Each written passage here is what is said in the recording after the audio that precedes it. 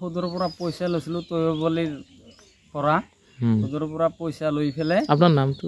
মোৰ নাম হাছিমুদ্দিন আলী। ঘৰ 2 নং কাৰিগাঁও। কি হৈছিল? তাৰমানে মই সুদৰ পৰা পইচা লৈছিলোঁ। সুদৰ পৰা পইচা লোৱাতে কাৰ পৰা লৈছিল? তৈয়বালীৰ পৰা লৈছিলোঁ। কিমান? মই 80,000 টকা লৈছিলোঁ। আচ্ছা, 80,000 টকা সুদত লৈছিলোঁ। সুদত লৈ পেলাই মই মূল পইচাখিনি ৰিটাৰ্ণ কৰিছোঁ। কিহৰ কাৰণে লৈছিল? মোৰ এইটো অসুবিধাৰ কাৰণে হৈছিল আৰু কি। কি হৈছিল? ঘৰ বেমাৰ হৈছিল। আচ্ছা, বেমাৰ হোৱাতে পইচাটো মই লৈছিলোঁ। বেমাৰৰ নামত? বেমাৰৰ নামত লৈছিলোঁ, কিন্তু পইচাটো মই ৰিটাৰ্ণ কৰিছোঁ সুদে মূলে। সুদে মূলে ৰিটাৰ্ণ কৰিছোঁ। আৰু সুদৰ পইচা অলপমান বাকী আছিলে। মই দলিলটা খুজিছিলোঁ, বেলেঞ্চ দলিলত মোৰ চাইন লৈছিল, কিন্তু দলিলটা মোক দিয়া নাই। আচ্ছা, মই অৰুণাচল প্ৰদেশত কামত গৈছিলোঁ। কামত যোৱাৰ পিছত তাতে কাম কৰি থকাতে তাহাঁতে মোৰ নামত কেছ কৰিছিল। কেছ কৰাৰ পিছত কোনে কেছ কৰে? তৈয়বালী আৰু কেইটা ল'ৰা তাৰ লগত মিলি পেলাই কেছ কৰিলে। কেছ কৰাৰ পিছত এতিয়া মই ঘৰত আহিছোঁ। ঘৰত অহাৰ পিছত পুলিচ আহিছিল মোৰ ঘৰত। আজি ৰাতিপুৱাই, মই 10 তাৰিখে আহিছোঁ, আজি ৰাতিপুৱাই পুলিচ মোক দাউৰাইছে। তাৰপিছত গাঁৱৰ ল'ৰাকেইটা কৈ আছে মোক ধৰি মাৰিব ঘৰৰ পৰা।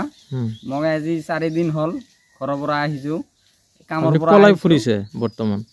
লুকাই আছে, আত্মগোপন কৰি আছে। লুকাই আছোঁ 4 দিন হ'ল। মই ঘৰত আহিবা, কিন্তু মই ঘৰ পোৱা নাই। থানো মোক মাৰিব বুলি কেইটা ল'ৰাই মোক বিচিৰি ফুৰি আছে আৰু কি। আচ্ছা, এই সুদে মূলে টকাখিনিতো আপুনি ঘূৰাইও দিছে? ঘূৰাই দিছোঁ। কিমান টকাত দিছে ঘূৰাই? ঘূৰাই মই 80,000 টকা লৈছিলোঁ, 90,000 টকা ৰিটাৰ্ণ কৰিছোঁ মই। মানে 10,000 টকা এনেও বেছি দিছে সুদত? মই। আচ্ছা, তাৰপিছতো এনেকে হাৰাশাস্তি মোক কৰি আছে। আচ্ছা, কোনে হাৰাশাস্তি কোনে কৰি আছে আপোনাক? হাৰাশাস্তি কৰিছে তৈয়বালী, কদৰ আলী, আইজুল মুন্সি, তাৰপিছত তৈফৰ আলী। ইহঁতে কি সুদৰ ব্যৱসায় কৰে নেকি? সুদৰ বেপাৰী কৰে। আৰু কেইজন আছে লগত? আৰু চাহিদুল হক, মাজন আলী, এইগিলা। কি কেনেকে এইটো এই সুদৰ ব্যৱসায়টো তেওঁলোকে কেনেকে কৰে? এইটো তাহা এটা গঠন নিচিনাকে বান্ধি সুদৰ বেপাৰী কৰে। এই সাধাৰণ মানুহৰ গৰীব দুখীয়া মানুহ কৰি থাকে, যিবিলাক দৰিদ্ৰ মানুহ আছে সিহঁতক টকাটো দিয়ে।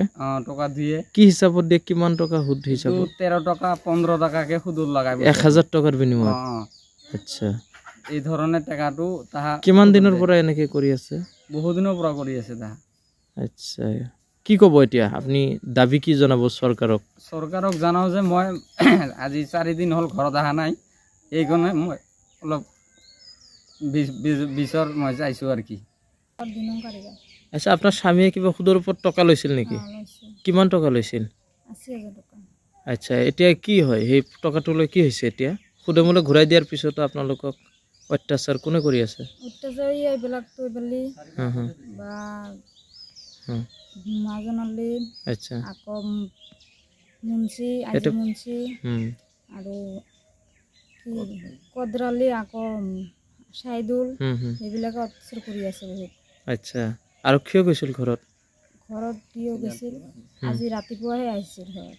আজি আছে ইহঁতৰ নামত মানে সুদৰ ব্যৱসায় কৰা মানুহে কেছ কৰিছে। আচ্ছা, আপোনাৰ স্বামীৰ নাম কি আছিল? মোহাম্মদ হাছিমুদ্দিন আলী। আচ্ছা, এতিয়া কি সি পলাই আছে? সি পলাই আছে এতিয়া কি বিচাৰে? এই সংবাদ মাধ্যমৰ জৰিয়তে কি বিচাৰে আপোনালোকে?